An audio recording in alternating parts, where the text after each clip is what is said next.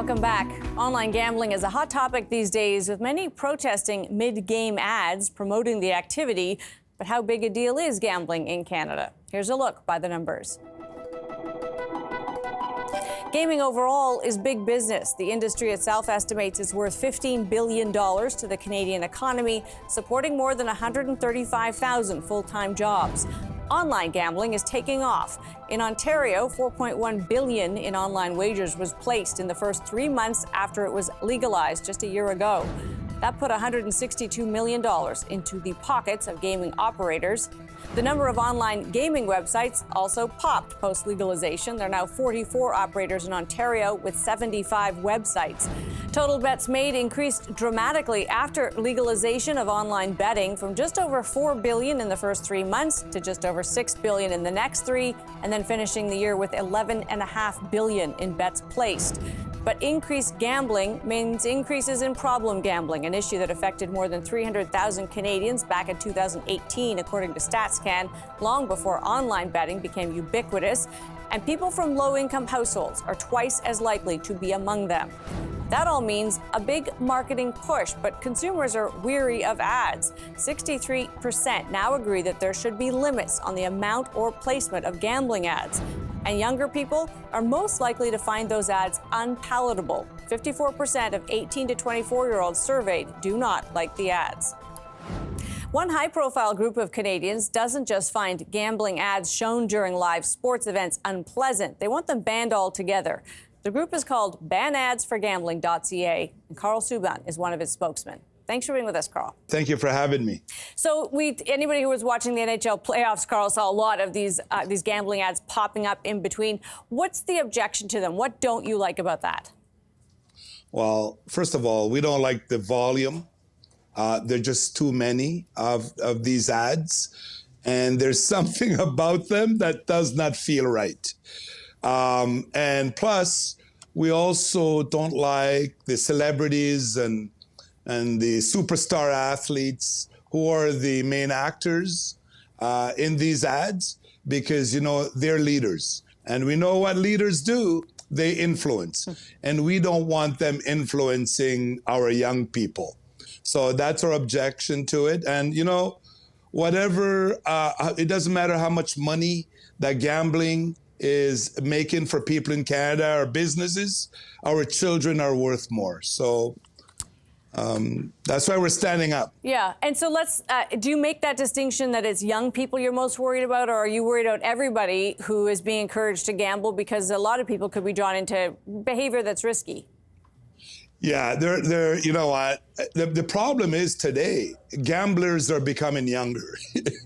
You know that? Right. They're becoming younger, and it's very problematic for me. I've spent my entire life working with young people to help them to realize their potential.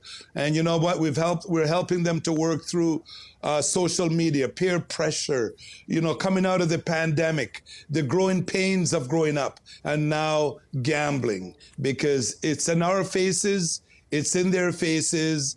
And, you know, the thing is, they're using these superstar athletes, and our children love them, and they want to be like them.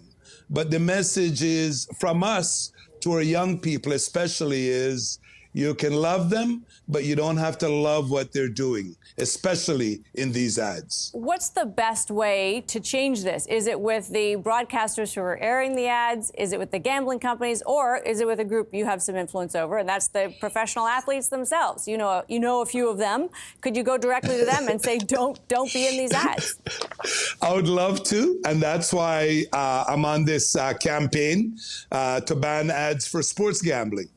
Obviously, I don't have access to these superstars and these celebrities, but you know what? We have the ears of our elected official. And so we want the provincial, the federal, and also the territorial bodies to do something, to do more. We want to start with limiting these ads. And we also we don't want to see our superstar athletes and celebrities in them, because they make gambling so enticing for young people, and we don't want them to see it that way. We want kids to love hockey. We want them to love their superstars, but we don't want them to love gambling. We don't want them to think it's normal. Right. It's so good to have you for this, Karl. We really appreciate your time today. Thank you, and thanks for having me. Karl Subban, spokesman for the advocacy group BanAdsForGambling.ca. We saw in the data that while a portion of gamblers run into trouble, the majority don't. So what kind of guardrails do make sense? Paul Burns is president and CEO of the Canadian Gaming Association. Thanks for being with us, Paul. Thank you for having me. So there is a lot of concern now that we've especially legalized online gambling, which makes it so much easier to transact the whole thing, that people will be drawn into unhealthy behaviors. And I did want to start there. What can the industry do to make sure that that doesn't happen, or at least minimize the risk of that happening? Well, it's what the industry is already doing and has been doing for years. Having a regulated environment for gaming is very important. The province of Ontario took the step in April of 2022 to create a broader regulated environment for all online gaming to coincide with the laws that changed with sports betting in Canada. And so what's part of those standards and regulation are very lengthy in terms of what can be advertised, how it can be advertised, and making sure that you're not promoting false messages, or that gambling is going to make you successful or you're going to win money. None of that is part of it. Mm-hmm. Additionally, in those standards is also that gaming operators are required to monitor players' behavior for risk. And so there's real-time monitoring of players' play to make sure that their behavior is not heading into risky territory. And right. With that comes interventions. We just heard, of course, from Karl Subban that there's concern about young people being targeted. Let's step back to this, the number of ads being shown during live sports events. Do you think that could backfire? We're seeing polls that show viewers don't love it. We've got this advocacy group now saying stop doing it. Should the industry take notice of that feedback? Well, the industry obviously does pay attention, and so do the broadcasters and the sports leagues whose products are on television and part of those broadcasts. Everybody is actually taking very good measure of seeing what customers like and don't like. The same time is that we've had gambling advertising for decades in this country. We're making sure that it's done in a responsible manner. And gaming industry doesn't target minors. The fact is that there's standards already in place to say that you cannot have advertising that primarily appeals to minors. What the AGCO is trying to do now is to have a conversation after 1 year in the market to say, do we need to make changes? And looking at how we do that. But there are lots of guardrails already in the system, and the operators, no one's has been fined for violating those. There's no minors can access online gaming in Ontario now that it's regulated. So there's lots of controls in the system. But one of the privileges with online gaming and being regulated in Ontario was getting to advertise, to make sure people are playing on sites that are regulated, that have these controls. So one, I guess, request that's coming from Subban and others is don't use the athletes themselves. Don't use these superstar leaders, heroes, because that does sort of go to young people's psyches. Any thoughts about that? Might that be a change that will be made? I think it's a question of time to discuss that and look at what the options are, because obviously athletes in a number of professional sports are permitted through their collective bargaining agreements to participate as brand ambassadors. Sure.